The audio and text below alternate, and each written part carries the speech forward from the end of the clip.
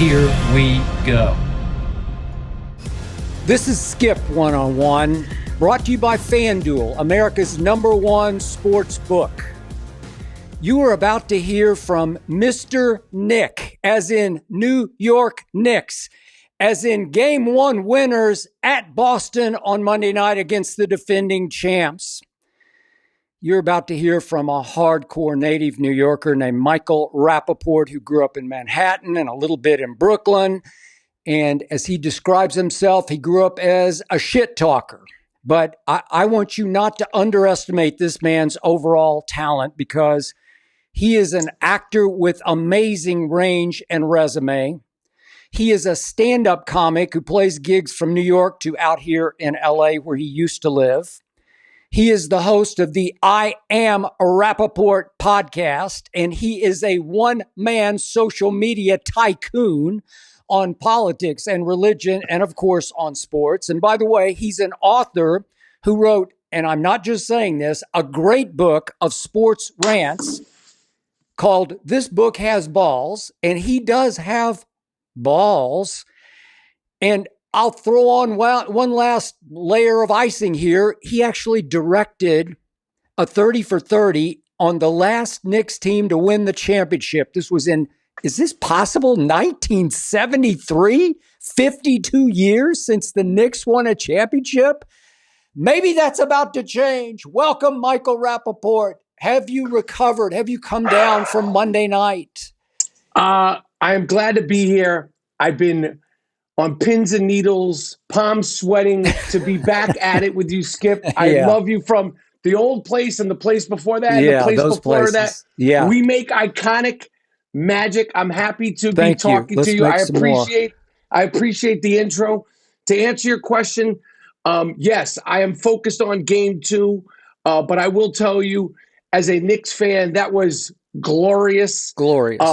It was dark. It was so New York, and it was so New York basketball to be down 20 points in the third quarter and then come back and win a rough and tumble, ugly, hard-fought game. That's true blue New York Knick basketball. And, you know, somebody said to me, did that bring up memories of the old days? And I said, what old days? There is no rivalry between the Knicks and the Celtics. You know, if you go back to the 70s and the golden era when we won our championship, there was a rivalry, but really nobody could touch the Celtics then. But it did conjure up some feelings of some of the things we talked about in our history of the great New York Giants teams slaying the New England Patriots. Yep. I was thinking about Pedro Martinez when he assaulted the late, great Don Zimmer. I was thinking about the Boston Bruins when they ran into the world's most famous ring.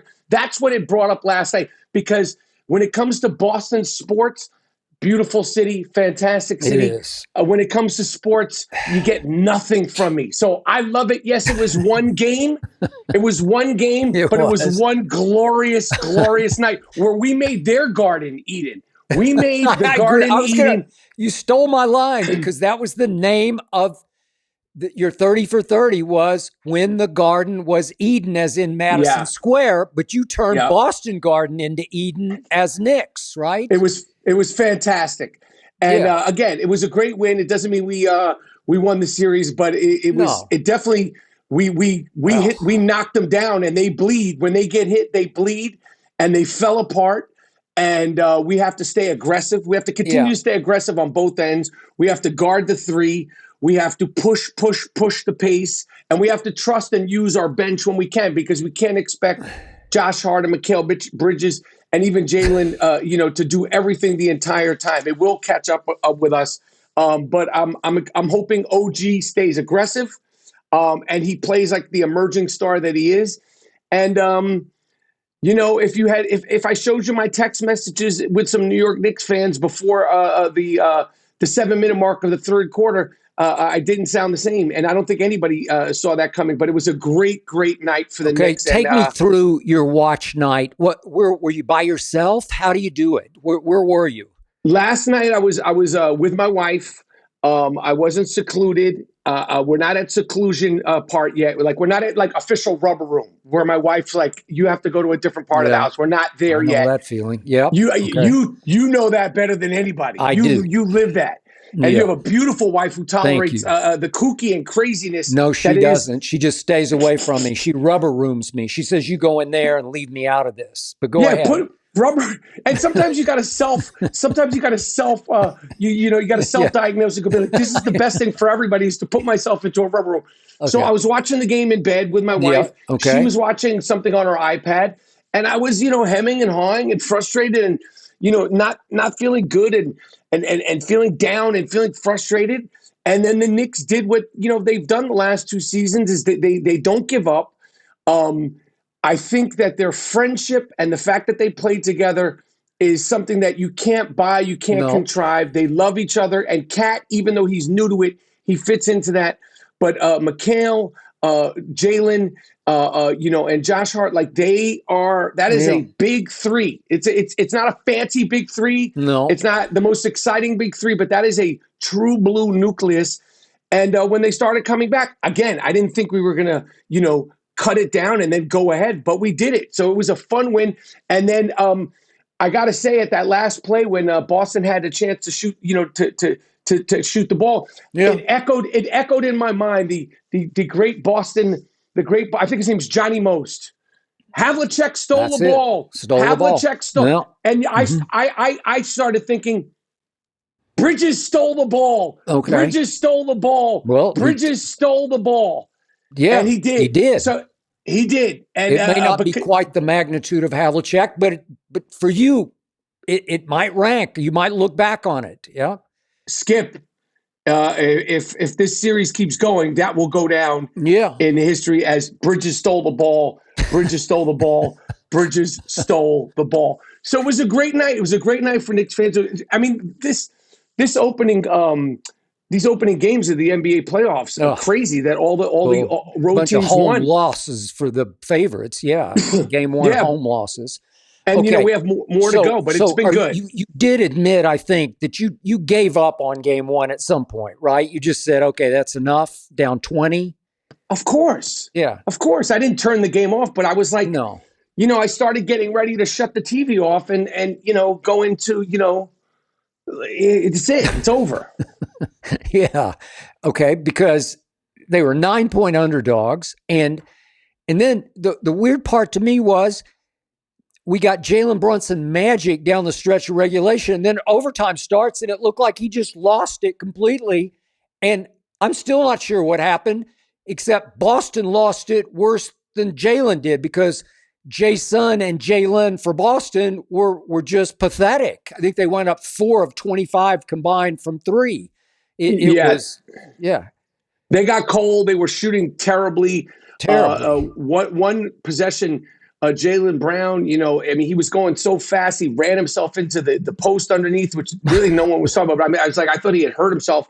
Yeah. But listen, if you're looking for sympathy or prognosis or diagnosis, good. You shoot that many threes, you're not hitting them. You live by the 3, you die by the 3. Boy, do I expect them to shoot? Whew. Yeah, I don't expect them to shoot that bad again. I don't expect them to shoot that bad in game 2, but that doesn't mean we can't beat them if we showed them who we are. We showed them that we're coming to play. We showed them we're not scared.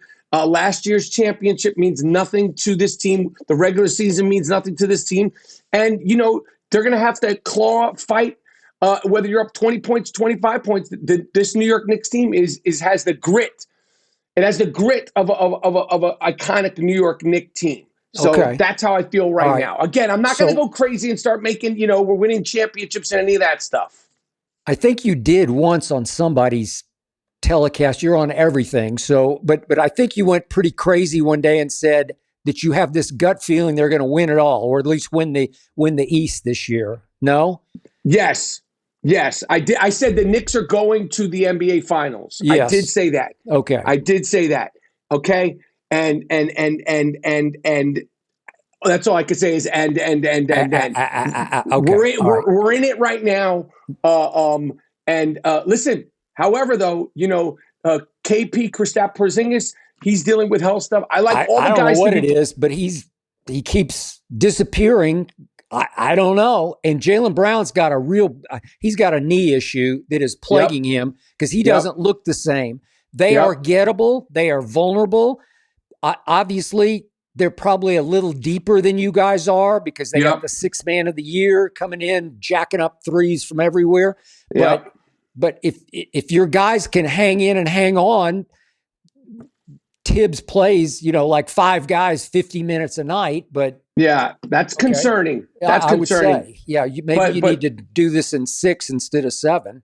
Yeah, but I feel good. I feel listen. It was a great win last night. We got to buckle down and smack them in the face in game 2.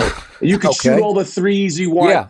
Jason and Jaylen, that ain't gonna do it with us because we're gonna keep coming after you. I like it.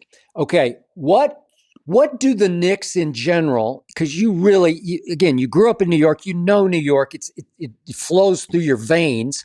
What do the Knicks mean to New York City? I mean, listen, we haven't been champions for so many years, but basketball in New York is so intrinsic to the architecture of the city. Yeah. You really can't walk a mile literally in all the 5 boroughs without walking past a basketball court, whether it's being used, whether now there might be pickleball, whether now it might be something else going on, or whether no one's playing there.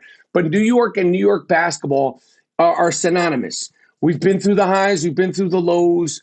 But the Knicks, and when we're doing good, and when the Knicks, when they're like a team that represents the true blue New York spirit, there's nothing like it. The Yankees, their success is one thing. The Mets, their success is another thing. The Giants, the Rangers, but there's nothing like having a basketball team in the world's most famous arena. That combination of Madison Square Garden and the Knicks is something that, the Giants, the Yankees, and the Mets, and the other teams, it's just part of the culture of New York basketball. Yeah, it's just so weird to me from a distance. And again, Ernestine and I lived in New York for whatever it was, 15 years. So I have some feel for what you're talking about. It is the mecca of basketball. It is, in fact, I know baseball's big there, especially with the Yankees, but there's something about the feeling that I get when I'm in New York for basketball. It's religion. It's like you said, it's part of the structure of the city, literally with court after court after court. And yet what just astounds me is that you directed a documentary about the last championship. It's 52 years ago. And it's hard to fathom that what a lot of people think is the greatest city in the world. We could argue that. I think LA is pretty great. But again, if it is the greatest city in the world, and basketball is its religion, then doesn't it seem unfathomable that it hasn't won a championship? It's been to 2. One was that strike year in 99, but 94, 99. But still, you won 2 in 70 and 73, and you were like, in 73, you were like 3 years old, right? Mm-hmm. 3 years old. Yeah, 3 years old. So it's not like that's part of your psyche and your sports memory. I don't even think you can probably remember much about it, right? Nothing. Yeah, of course not. Okay. So I mean, it's been storied. It's been discussed. I've ranted about it. I've screamed about it. I have been through the highs and the lows. I have been through the 80s with the Patrick Ewing and the Bernard Kings. Yeah. And I was with the 90s with the Jeff Van Gundy's and the Pat Rileys and the Charles Oakleys and the Latrell Spreewells and those Doc Rivers teams. And then in the 2000s, it's been really bad. I was never a believer in the Carmelo. I think Carmelo's a great player, but those teams, I never I'm with felt you on like this. Yeah, I agree. I never believed we were going to do something incredible. And I think some of that has to do with the core guys. Again, I'm not going to sit here and say I think we're going to win the championship, but I feel like we have a nucleus. When New York Knicks teams, even the 90s teams, we didn't get over the hump, but there was something about those teams that was they were workers, they were 9-to-5ers. There was no glitz, There was no suntan oil. It was just ham and eggers. And these New York Knicks, as much spice as Jalen Brunson puts on a defender, it's only when necessary. I call them the New York Nerderbockers. I feel like they're nerds. They're understated. Yeah, It's that's not good. a fashion show. Yeah. And I feel like, they understand what it means to play in New York. And that means something. And I think the media, even though it's changed and everybody's got a podcast and everybody's got a show, it is still the Mecca and it is still New York City. And these guys get it. And I'm just hoping and praying that they stay healthy, they stay together, and we get a championship with these guys, because it took a lot to get where we are right now. It took a lot to come back from 20 points last night in the It's only the second round of game one, but it took a lot. Jalen Brunson astounds me also because he's like 5'11". I don't know what he is, but I look at him next to the trees and he's just he's stout, he's put together. I don't know how he does it. But he keeps getting his shot whenever he wants his shot, and nobody seems to be able to block it. I don't know, he's a wizard, man. I don't know how he keeps pulling it off, but you want to talk about having balls, he's got big balls.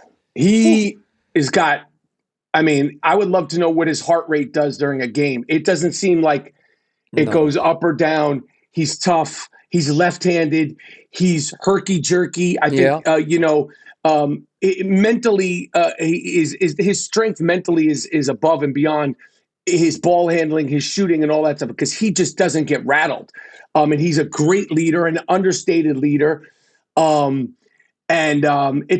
He's amazing. He's amazing, and he's such a New York Knick. He's so New York as a New York athlete, as a New York basketball player. He, especially in 2025, he really truly is the fabric of New York City. The way he plays, the fact that his father, Rick, played for the Knicks teams. He didn't play much, but he was there. It's an incredible story, and the fact that Dallas gave him up like he was nothing. I still don't understand it, but I'm happy we have him. And he superseded everybody's expectations, I think, except for maybe his and his father's. Yeah, exactly. So now quickly take me back to that doc that you directed, 73. What was the difference in 73 and 2025? When you look at the fabric of that team, what was it? Just more star power, more... What I got to say, there's similarities. I haven't thought about that, specifically. I don't want to, be able to match up man for man. Yeah. But, as glitzy as Clyde's image was off the court, on the court, and who he was as a player, he wasn't, like some big college star. The Clyde image, took off. But on the court, he had sauce, but he was understated. He was tough. And obviously his Game 7, his championship Game 7, he showed it completely. But who those guys were similar to this team. They were hardworking, understated. Willis Reed, Bill Bradley, Dave DeBusschere, and they loved playing for New York. And they were, Phil Jackson and the late great Dick Barnett. Yeah, and they got it. And Earl the Pearl. Right? And Earl the Pearl came at 73. Yeah. But, that first championship team, there was, when I did that documentary, the thing that they talked about and the fans talked about and the sort of reminiscing was that they were a hard-nosed, tough team that played like a team. It was the past before the past before the past. That's what the great Bill Bradley talked about, the past before the past before the past. And that has to do with, not so much even more than coaching, it's who you are as a person, being unselfish and trusting your team. Sometimes I feel like the Knicks need to move the ball more. I feel like even Jalen, as much as I love him, sometimes he gets bogged down pushing and banging the rock too much. Yeah. But we need to pass the ball. But I think the essence of those teams and the spirit of those teams are very similar. And obviously Willis Reed hobbled out for a Game 7 and just, I guess he made his first shot, and then that's all you needed to inspire and lift the whole. Here comes Willis. Here comes Willis. Yeah. Okay. And you were talking about Clyde, who's Walt Frazier, who's still going strong as a Knicks broadcaster and still styling and profiling. as a Knicks broadcaster. But to your point, I'm old enough that I got to watch him. I got to watch him in college.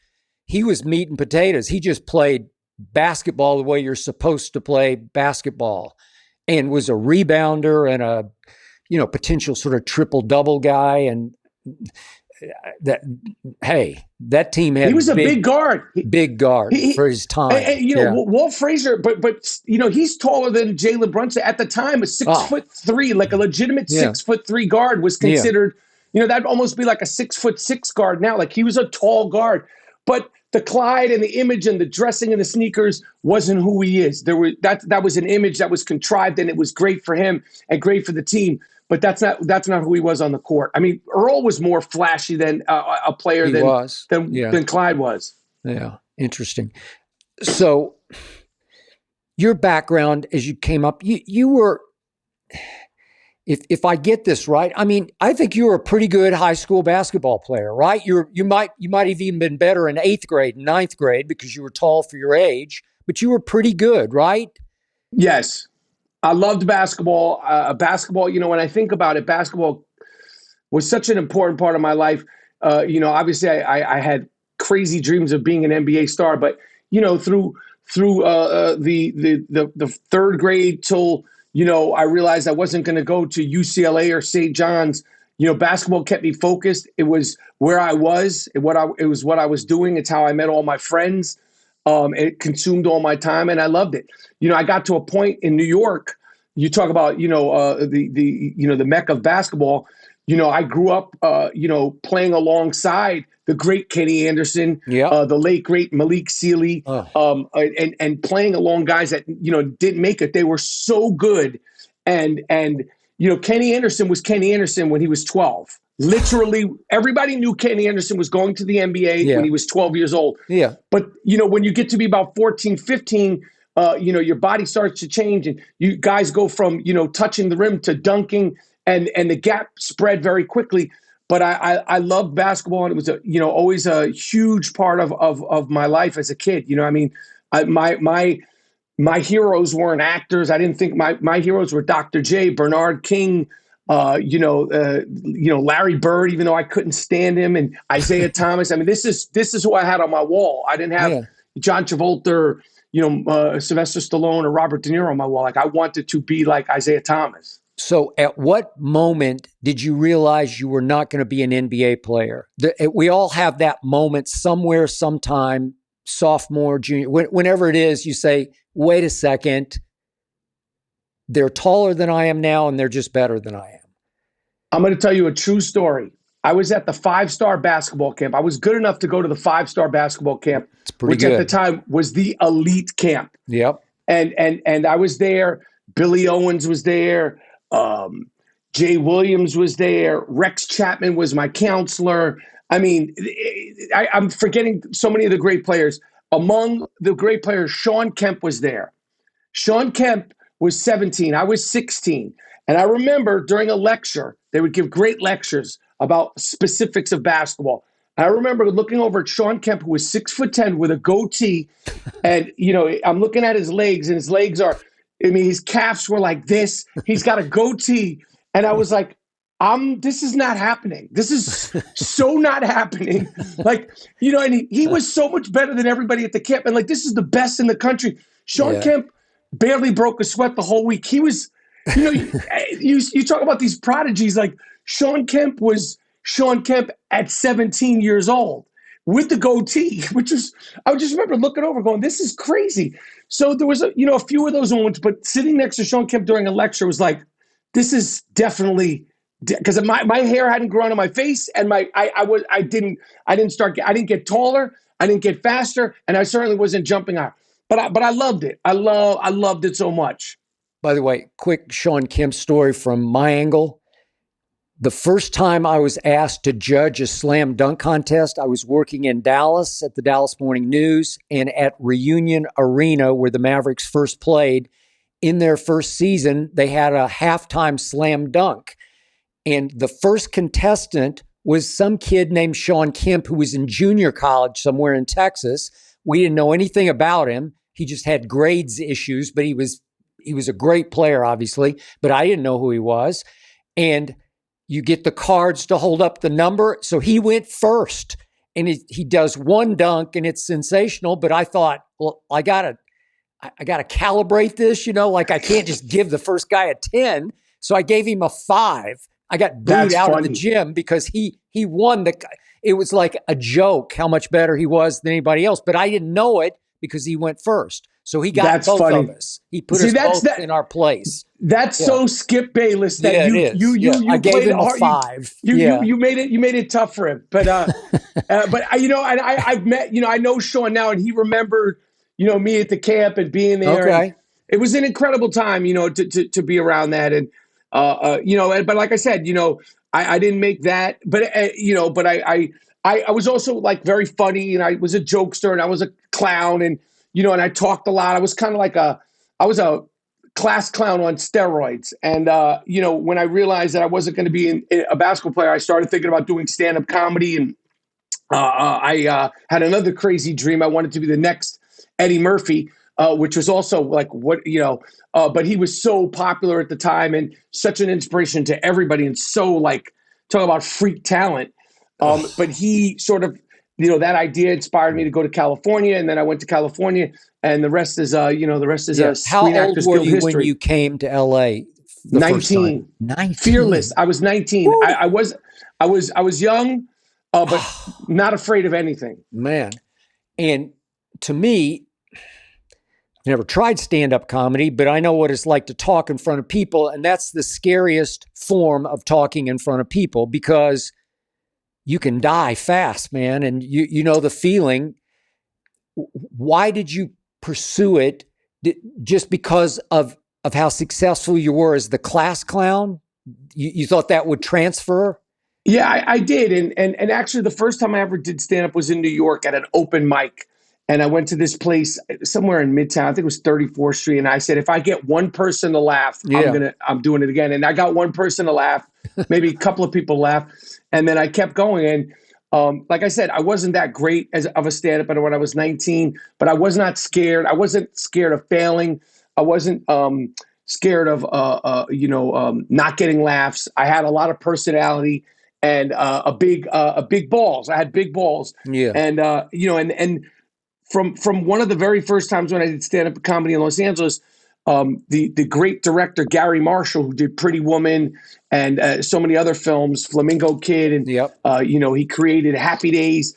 He was in the audience when I was doing stand-up comedy. This is probably I think the 5th time I did stand-up comedy, and he saw me, and then he called me in to read a play he was doing, and that gave me confidence. And then soon after that, I did stand-up again, and I got called in to audition for something as an actor, like a dramatic actor.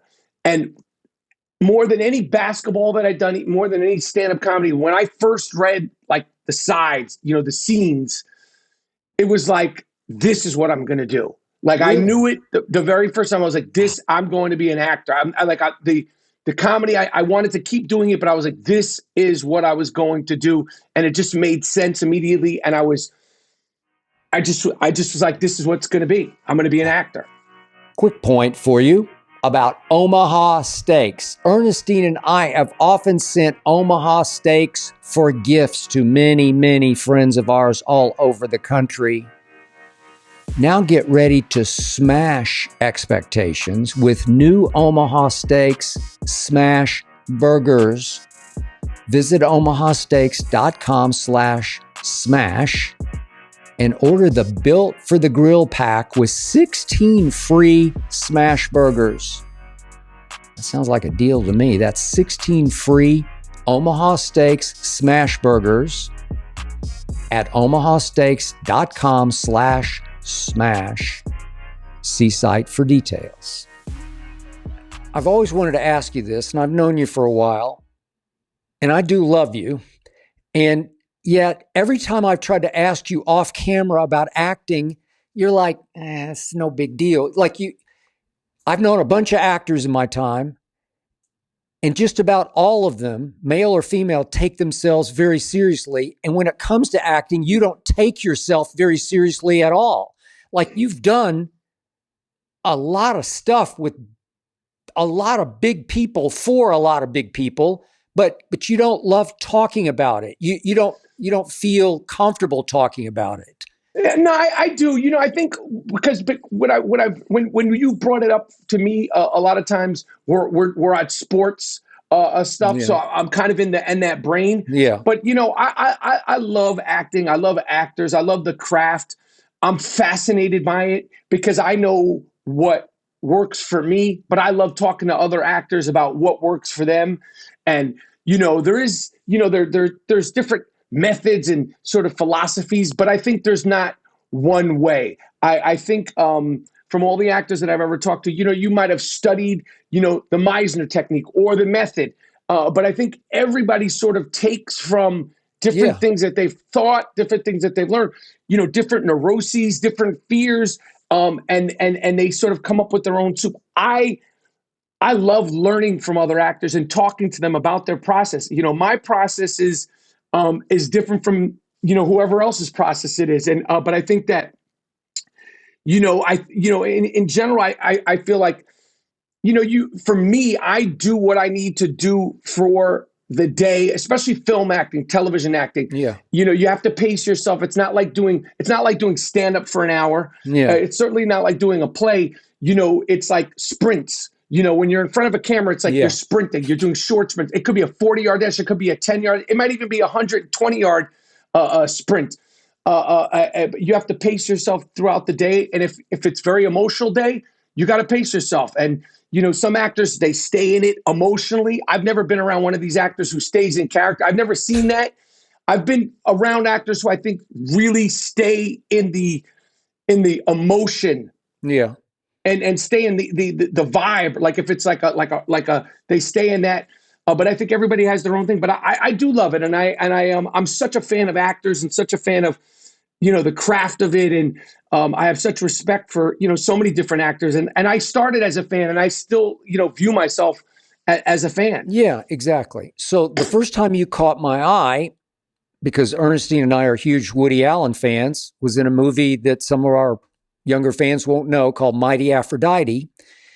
And you play kind of this palooka boxer named Kevin, opposite Mira Sorvino, who winds up winning Best Supporting Actress for this. Yep. And you helped carry her to that where she needed to play off you. You were very crucial to the plot twist when you came in. It was a big role, and it was a big deal that he picked you to play that pivotal character because she's a prostitute and she's trying to fall for you. And it's very good and it's very well done. But I would think you would be pretty intimidated trying to please a guy who doesn't say a lot to the actors who are working for him, right? He says, probably out of all the directors that I've worked with, he says the bare minimum. Yeah. He doesn't do it to make you uncomfortable. I think, the lore that people get is because he became so important to us. I think different people responded to it differently. The way my process, the way my situation where I got Mighty Aphrodite was the casting director called my agent, and they said that Woody Allen wanted to meet me for this movie, which was crazy. Oof. And I remember it was either a summer or a fall. It was a summer day. It was a summer day. And I went to his screening room and I met him. And the meeting wasn't even 5 minutes. He said he saw a film I did. He had seen True Romance. Oh, yeah. And he said, where are you from? I said, New York. And he said, I'm doing a picture in the fall. Are you around? And I said, yeah, I'm around. And there might have been a couple of more vague questions. He didn't tell me anything about a boxer or anything like that. And when I say less than 5 minutes, it was less than 5 minutes. And the same day, I called my agent and they said, you got the part. And I couldn't believe it. And I was excited. I was prepared, but I have a note that he wrote me. He said, you could say the lines or not say the lines, just make sure they're real and you're funny.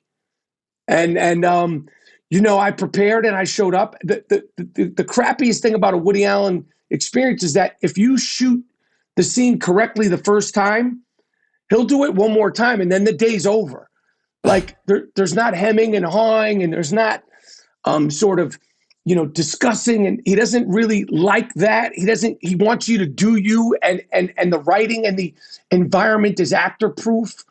And I couldn't have been more excited doing that, especially in New York. And I remember one scene where I'm screaming at Woody Allen was shot not too far from where I grew up. And I told my father, I said, Dad, I'm shooting, on 70 something street this afternoon.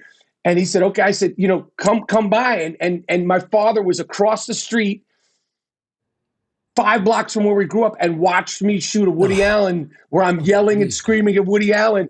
And it was a great moment because it was a beautiful day in the fall, which is when he used to shoot all his movies. And I had an awesome time working with him. And I worked with him a couple more times. And his body of work is unmatched. It's I don't unmatched. think you could compare it to anybody. Yeah, he's just a genius. I know people have other issues, whatever. I just, as a director, as a writer, as an actor, pure genius. And by the way, those words that he's saying, you can use your own words. He wrote every one of those words himself. Every single one of them. Yeah. But he was serious. Like, and the only thing was like, if you're going to go off the book, like I remember I was like, I'm going to throw this joke in there. And you ever like, it's like if you're playing tennis or ping pong and you think, oh, you're going to do like a drop shot and the person gets to it, he got it. And it was like, boom, boom. And I was like, like he's in it, but he didn't care what you said. Like, but you need to know that it's coming right back at you because he's as quick as it comes. Did he ever say good job? He did. He said, that was good. That was good. And he said, all right, we got it. And then I'm like, all right, well, are we going to keep doing it? But he would say, yeah, that was good. That was good. One time we were doing a scene in Small Time Crooks, was another film I did with him. Yeah. And I made him laugh off camera. Like, because he was on the side of me over here. And I can't remember what I said or improv, but he like buckled over and laughed. And that was a cool thing. As you know, he was a really gifted stand-up comic himself. That's how it got started. He's the guy is, Woody Allen's sick. He's so prolific. He is sick great. Yeah. Yeah. He's at a his stand-up alone was ridiculous. His writing was ridiculous. And then his writing, directing, acting is, and then the roles that he made for other actors, one actor after another actor would either win or get nominated for Academy Award or should get nominated for Academy Award. It's you can't compare it to anybody. And the streak that he had of one movie every year for like, I think it was 30 years. It's crazy. The production, it's just the prolific. It's okay. Ernestine will kill me if I don't ask you about 2 other parts that you played because they're 2 of our favorite shows. Justified season 5, you play a villain opposite Timothy Olyphant, who was great, and that whole cast was great. It was a great show that had great legs to it, and you took it over for an entire season, which is hard to do. How much fun was that to drop into a very successful show and then take it up a level? When I talk about great actors, Timothy Olyphant and Walton Goggins, who's been killing it this year. They're killing it. Yeah. With White Lotus and everything else that he's been doing. Yeah. But those 2 guys were so encouraging to me and so ingratiating to me to come on to their show. And they were like, to use a sports analogy, they threw me the ball and they were like, go, shoot. They did. Shoot and keep shooting. Mm-hmm. And I had a ball. It was a great environment, but those 2 guys made me feel so comfortable. And I was so impressed with the way they showed up scene after scene, take after take, both of them. And, I never really told them that to their face. I told them how much I appreciated that, but they were both like, I was like, these guys are top tier. And, they obviously have done so much other work with Walton having, one of the great years that I don't know if any actors had. They both deserve it because they're both giving, caring, and just sick, really, really selfless actors. Do you like playing evil guys? I love it. It's fun. Because that guy was evil. He was evil. Yeah. I've had the chance to play bad guys, and you say things you couldn't say in real life, and no, you behave in a way that you can't behave in real life, and it's fun. It's fun, but I really don't have a preference. It's all about what the project is. I love it all, and I don't take any of it for granted. Okay, now we fast forward to Steve Martin Short. These are two icons. Yeah. And they choose you to play Yeah. another villain, a dirty cop, in season 2 of Only Murders in the Building. I haven't loved the show quite as much as Ernestine does, but it's really well written and it is really clever and well done. And it has genius level sort of feel to it, vibe to it, because those guys, especially Steve Martin, is talk about genius. He's up there in Woody's category. Mm-hmm. Mm-hmm. So how did that come about? That came about similar. It was a very they offered me the part, and I don't think originally the character was supposed to be in more than one episode. Really? I don't know if that happened before I got the part or when it was before I got the part, and then they said, if you did it, would you do more? I said, yeah, but the first episode of season 2 of Only Murders in the Building, there was this crazy monologue where I get to sit down and I get to scream at Steve Martin and scream at Martin Short, and I'm cursing him out. I'm cursing out Selena Gomez, and I'm like, you did, and yeah. And they just were they were cracking up because I came in like I'm excited, like I'm hyped, like I'm ready to go. And I know actors, but both those guys are workers. I'll tell you something, Steve Martin and Martin Short, they don't come to work not prepared and not ready to throw down. But I was like, like to use a boxing analogy, you come in the ring, you want to have a little sweat. In the rehearsals at the blocking, I had like a lather. I was ready to go. So I'm like, you F this, and what are you doing? You this, that, and they were just getting a kick out of it, and they were laughing, and it just was so much fun, and it was so much fun to do that season, and it was so much fun to like. Selena Gomez is so sweet and so nice and such a big star, and I was so rude and disrespectful to her. My character was. It was hilarious. It was fun, and I still watch the show. I love that show. It was a great, fun experience. It's really a good show. And yet you have a denouement scene, I guess it was in the last episode or maybe second to last, with Selena in a boxing ring. Yeah. Where you really get down and dirty with her in your conversation, right? And it was really... It was the showstopper of the season, I thought. And I don't know how you prepare for that. Did you memorize that? Did you vamp it? Did you freelance it? Extemporaneous? What? I memorized it. Yeah. I memorized it first because you want to make sure that at that point I knew that they would let me sort of riff, but the writing was so good. And the director of the show, she had done a couple of episodes, and at that point I was very comfortable, and I just was excited to do it. I was excited where the character was going. I was excited that I knew that he was the bad guy at that point. Yeah. And I knew that I understood the irony of Selena Gomez's fame and what she means to her fans, and to be so disrespectful and so nasty to her. Like, I just thought it was so funny. And some of the times, like, I was so mean and so nasty, like she would laugh or I would laugh because it was so crazy. The character was so like amped up and, and neurotic in a way. Like he was so like felt, like he was so like had so low self-esteem to talk the way he was talking. So it was fun. I had a good time doing it. And like I said, I still watch the show, which is rare, like I'm a fan of the show.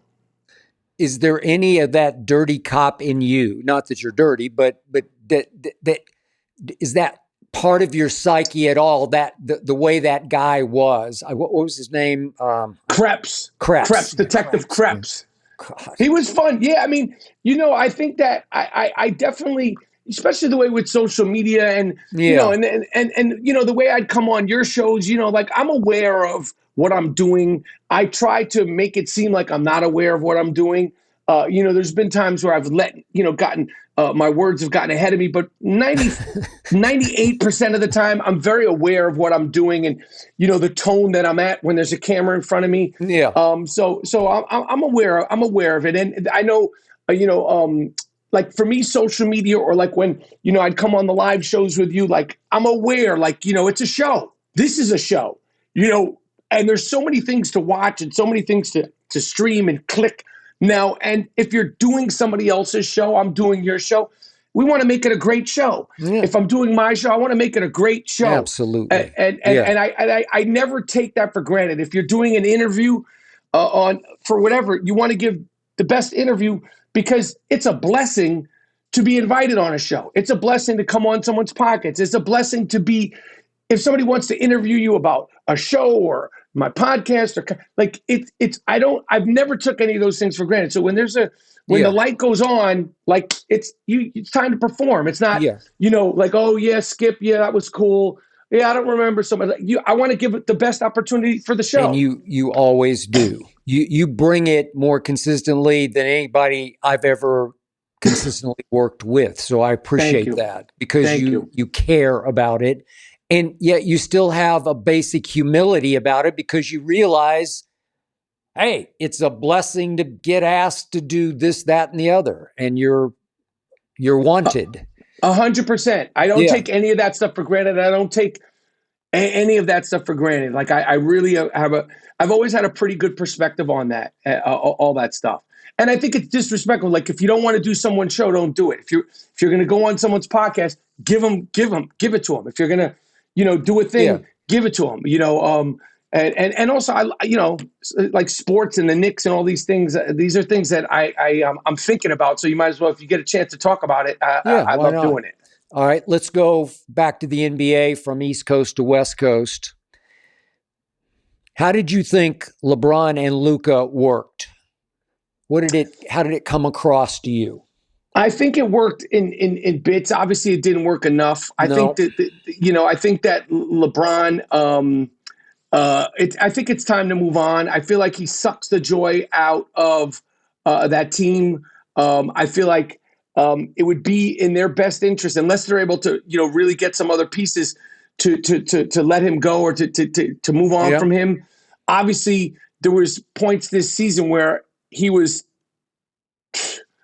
There were some stretches where he was top 5 player. There were other stretches where he was top 10 player.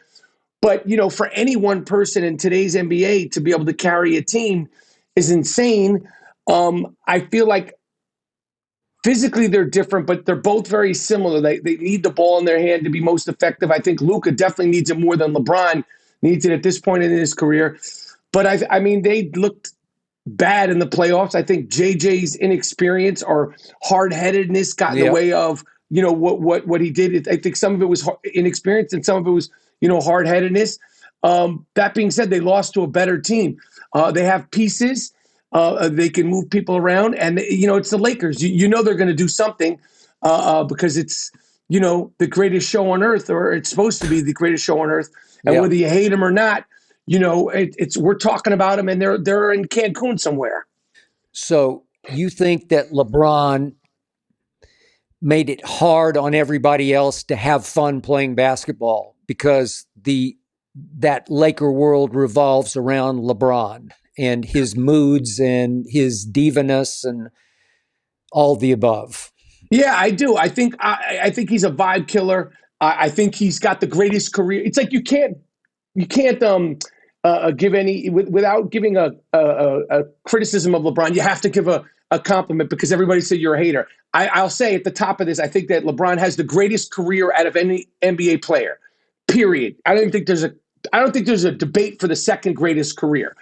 That being said, okay, but you're not saying he was better or is better than Michael Jordan was. You're just saying he had the better career in longevity, right? He's played 46 years. I know. I got 47 years. I don't know. Nothing like it. Yeah. And this year, like I said, there was times where he was top 5 player in the league, definitely top 10 player in the league. Yeah. That being said, at the end of the day, Luka's the future. They traded, they got rid of AD in the trade that has been hashed out and discussed. LeBron has a 1 year, $54 million player option that he probably declined. Yeah. Mm-hmm. They have some decisions. I think that,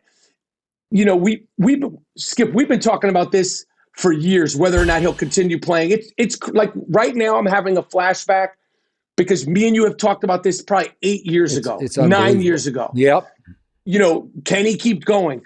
So whether or not next year will be his last year or not, we know that if he's going to, I also think that he's a family man. I feel like as you get older and he's got a young daughter and he's got a son in school, whether it's Cleveland, New York, Miami, I can't see him at this point in his life as a man wanting to spend the next year on a new team because of the fact that he really has so many important roots outside of what he has going on for himself, but his daughter and his son, like it's tiresome. When you're 28, yeah, you're going to Miami. When you're 31, yeah, I'm going to Cleveland. When you're 34, you're like, yeah, I'm going to LA. It gets tougher when you're, what is he, 55, 56? Yeah, he's 56 now. Yeah. 56 years old. It's different. So that being said, we could sit here and dissect. We could sit here and analyze. I'm glad they got bumped. I love LeBron pain. I love it. And I love LeBron joy. But they got a lot of things to figure out. They have pieces. Jenny Buss, they don't play around. It's the Lakers. They're going to do something. What they're going to do, I don't know. I think they should go all in and try to get Giannis. Really? Well, are you saying they would try to trade LeBron then? Or, I mean, why not? Yeah. That would be crazy. But they've got their guy. They've got their Luka, who's whatever he is, 26. So he's, they got their future box office taken care of. What do you think? Like, if you had to make a bet, like of the 2 or 3 things that you think are going to happen this offseason for the Lakers, what are you feeling right now? It's still early. The dust is still. Well, I mean, he couldn't even make it to the Met Gala last night. He had to make a statement that I can't go to the Met Gala because of the knee injury that I sustained. I don't know why he just didn't go to the Met. I know what I think. BS. That's what I think also. Total BS. All of a sudden, I did something the other day on another show, but look, if you look at his 6 years as a Laker, he's been wildly unsuccessful as a Laker, except for 2020, pandemic, bubble, Mickey Mouse, Orlando, when he got 4 months off before the playoffs started, which he badly needed. And then most of the other teams didn't want to stay locked in the bubble for 3 months or however long it took. And they were kind of the last team standing. So he's got an asterisk, one last championship. But if you look at the rest of it, it's flame out after epic fail, after flame out after epic fail. All the way, the last 3 years have been pathetic. He's 2-12 in his last 3 years in the playoffs. 2-12. And he's been horrendous late in games for them over the last 3 years. And this year, they're right there in 3 straight fourth quarters and just collapse. And Luka collapsed right along with him. Maybe he dragged Luka down the rabbit hole too. But again, they were just pathetic in 3 straight fourth quarters. And I agree with you. The other team's just a little better than they are, but they had them. They were, go back to game 4, that they're up 10 going to the fourth quarter at home. That was crazy. Yeah. What?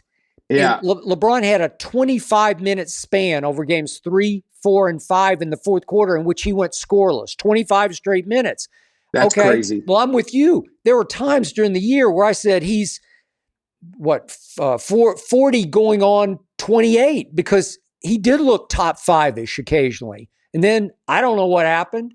I think he shrank. I think there was a lot of pressure on him to sort of live up to Luka. And I think they kind of pressured each other into smithereens down the stretch of those 2 games.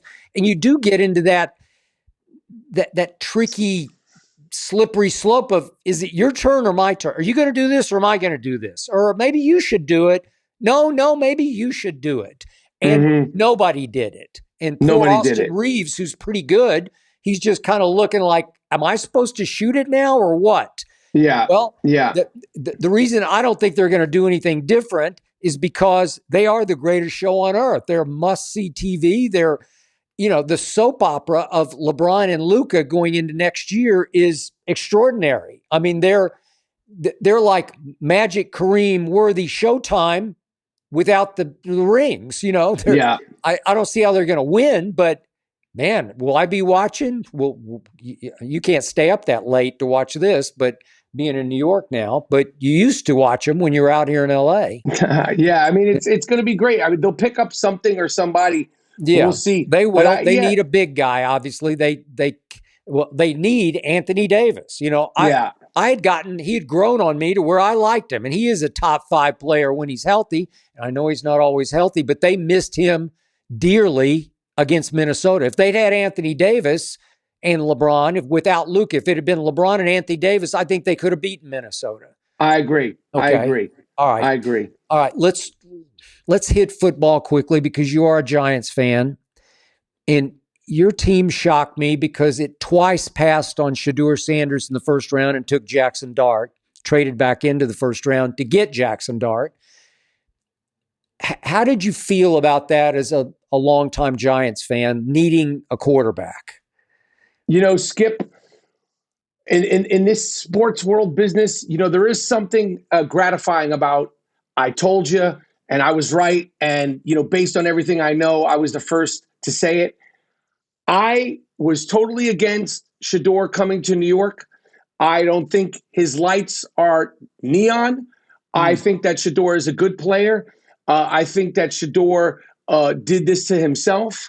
I think that the Shedeur Neon Dion combination, LeVar Ball, during that whole realm of with his kids, I don't think no one wants to deal with the this is not just like a overbearing parent. This is an overbearing parent who knows everything and everybody in Deion Sanders. And I mean that, he manufactured this. Not to say that Shedeur isn't a talent, but I think I like my quarterbacks. I don't care if it's Johnny Football, Baker Mayfield. I don't like my quarterbacks flashy. I like them under the radar. I like them workmanlike. I like them soft-spoken.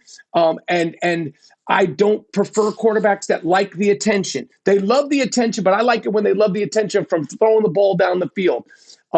So I said a couple of weeks before the draft, and I feel like I'm the first person to say it, don't pick him. His lights are not meant for Broadway. Okay. And they didn't pick him. I didn't think they were going to go, it was going to turn into the saga that it turned into. I was just focused on my Giants.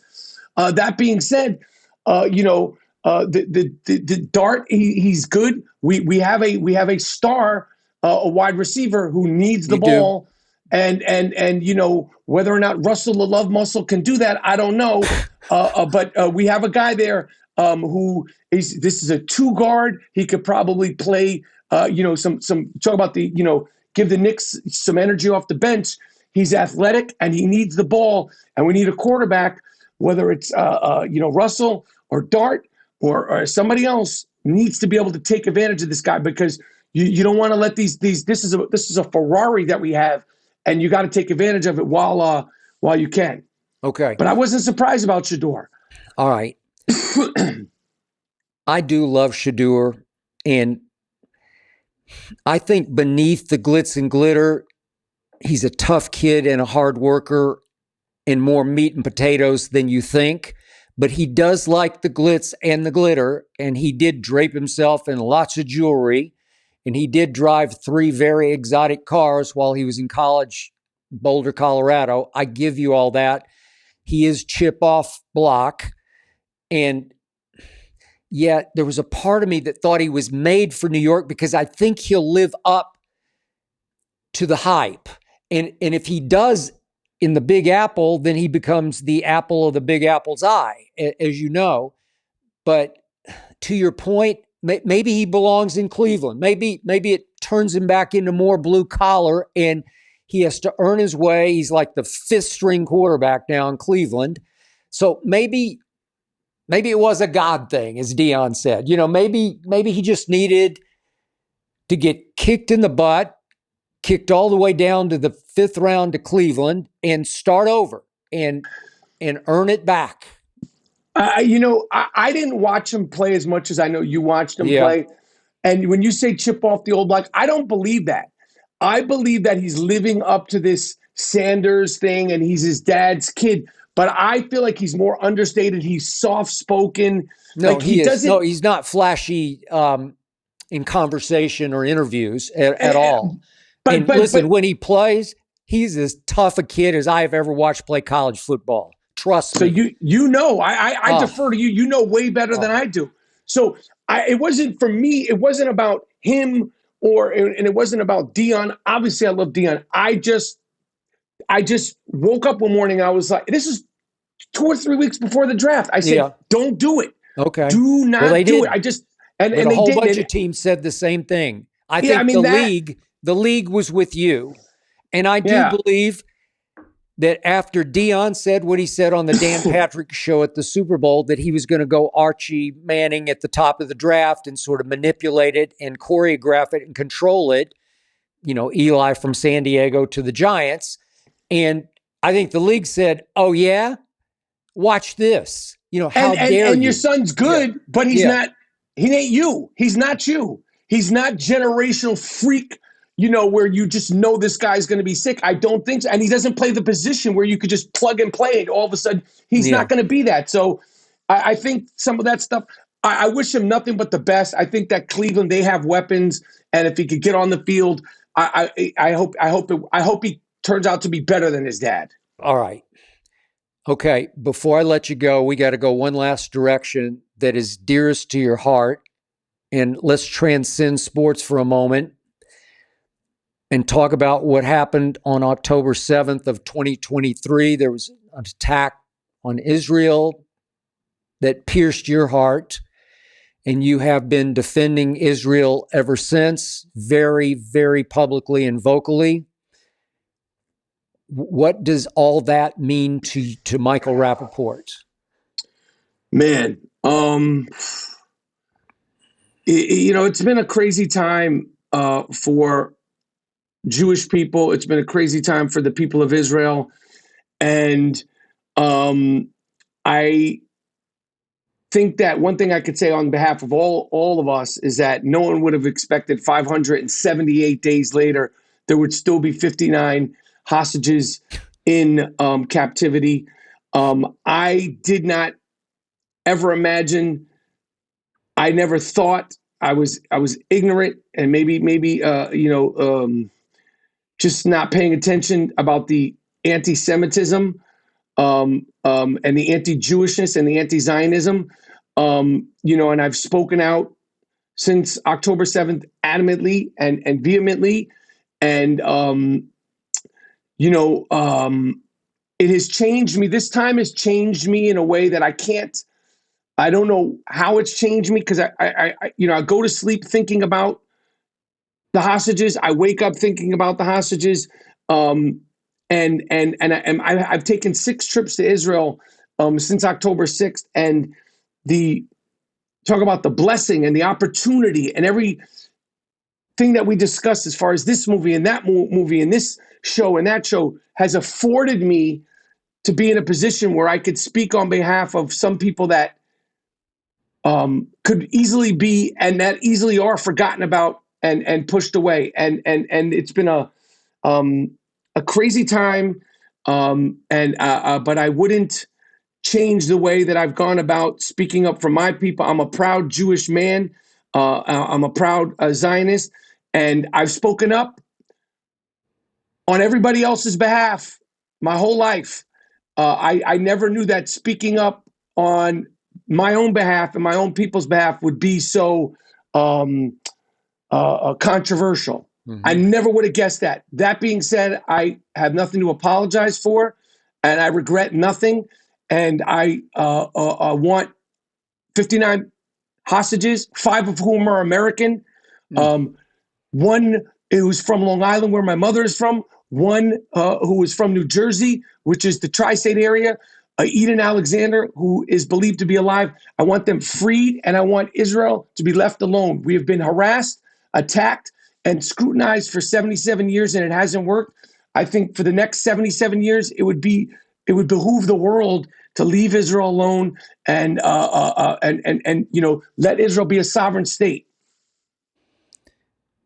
Has this cost you, in your opinion, any acting jobs? Your stance on this? It has, Skip. It has cost me, and my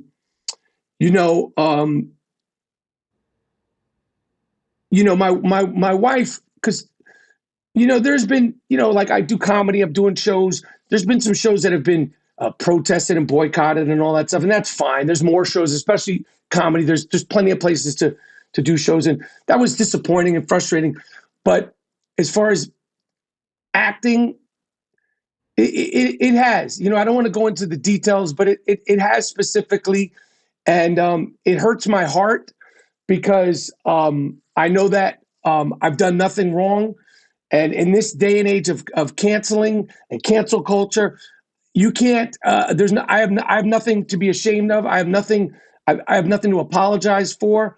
Um, um, but it has. But I do believe that this time and this sort of heat on the very few people that have spoken up on behalf of the hostages and spoken up on behalf of the sovereignty of Israel and behalf of the victims of October 7th and the victims of the relentless attacks on seven fronts since October 7th. I know that I go to sleep knowing that I have absolutely no regrets. I'll continue to act, and this heat on me will dim down, and as much the one or two jobs that I've lost, I've gained so much more. I mean, I can't even articulate and put into words what I've gained through this time and through this experience more than any job could ever give me. So that I mean sincerely. So one or two directors have said to you or said to your agent, too hot to handle? Is that? It wasn't directors. It was executives. It was an executive, and it was really, really fucking disappointing, Skip. Really, really, really, really disappointing because they didn't say it, but they said it without saying it. Because you can't say, yo, we're not going to hire him because of ba, ba, ba, ba, ba. But you sort of say it in a way that's like, in a very sort of, in a traditional Hollywood way. Okay. It sucks. Have any Jewish executives turned on you? I'm not exactly sure. I'm not exactly sure. I love my business. I love what I do. It's the only thing that I know how to do. My insurance is Screen Actors Guild. I like I said, my heart is in the best place. I've spoken out on behalf of every other cause that's been in the mainstream. I've done it on your show. You have. And there's no way that I wouldn't speak out on behalf of the hostages and the attack of October 7th and the continual attacks up until 3 days ago, when Ben Gurion Airport was attacked. And it's just one thing after another thing after, the disappointment of the anti-Jewishness in my city, New York, on the college campuses, in these supposed, schools of higher learning, the Harvards, the Columbias, the Penn, because if they were talking about any other people, any other group of people, any other race of people, any other sex of people, if they were talking about people that were short, tall, people that were dog lovers, cat lovers, people with freckles, it would be unacceptable and it would be shut down immediately. It wouldn't go on this long. It wouldn't be tolerated. There wouldn't be context. There wouldn't be any Senate hearings. There wouldn't be anything. So it's been sort of like, what the hell is going on? Yeah. Like, it's been like, are you serious? This person or that person, or this coach that I thought I respected, or this former president that I thought I respected, or this, journalists, I'm like, what are you talking about here? Like, what are you talking about here? It wouldn't be accepted for about anybody else. If it was people with glasses or people with blue eyes, green eyes, it wouldn't be accepted. Have any actors not had your back that have disappointed you or alienated you? Not to my face. Not to my face. No. But I know what's going on, and I know how people feel, and I'm very aware of what it means to be outspoken on behalf of Jewish people and Israel in 2025. I didn't realize it as much on October 8th, 2023, but I am extremely aware of it now. I'm in tune with it. But no, they haven't done it directly, and they won't do it directly. And like I said, I will not take steps backwards. I have nothing to apologize for. I have no regrets. And the friendships that I've lost, and I've lost friendships in show business and in real life.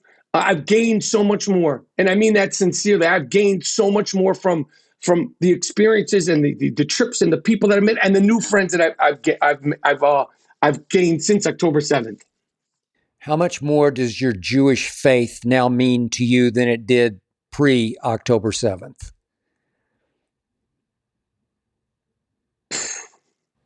My Jewish faith, my pride, my knowledge of what it means to be a Jewish man, what it means to be a Zionist, what it means to be a proud Zionist has changed. Man, it's changed radically. I've always had it in me, and I've always been prideful. But this ride and this journey has changed me, and like I said, in ways that I TBD, to be determined. But as much sadness and as much heartbreak and as much tears have been shed on my side, what I've gone through and the jobs that I lost, most importantly, is minuscule compared to the hostages that are still in captivity, their families, their friends, the IDF soldiers who have risked it all, who have been injured, the women that I've met who've lost their husbands, and just the trauma of being attacked relentlessly for 578 days, and the fame that I have has gotten me to be able to see that up close and personal. And if I wouldn't trade it for anything. I wouldn't trade it for anything. So I'm sure you've gotten death threats on social media because that happens a lot to everybody. But have you gotten any other more credible death threats outside of social media that have concerned you? I feel like if you're not getting death threats in the DMs, you're not doing something right. Strangely enough, I feel I've spoken out about other things that I haven't. I feel very safe. I take precautions where I go, and I'm bigger in real life than sometimes people notice. I travel all over the country. I'm in airports. I have security when I need it. But I'm not a tough guy, and I'm not I'm not looking for any trouble. I've been fortunate that I haven't had any incidents, and I don't want any incidents. So, how do you think you'll wind up going back into full-time acting? Do you think about not going back into acting after all this has happened? I'm too young to not. I love acting. It gives me so much joy. I love it. It's important that I do it. It's important that I continue to the next thing that I do, the next job that I do as an actor will probably be the most important, because it will show that I'm not going anywhere, and somebody doing what I've done. I didn't do anything wrong. I haven't done anything wrong. So the next, acting thing that I do will probably be one of the more meaningful things, because of what I'm sorry. What it'll mean. It won't just mean something to me. I know it'll mean something to other people. It will. Yeah, it will. Well, I'm pretty sure there are a lot of people out there who are with you on this. Yeah.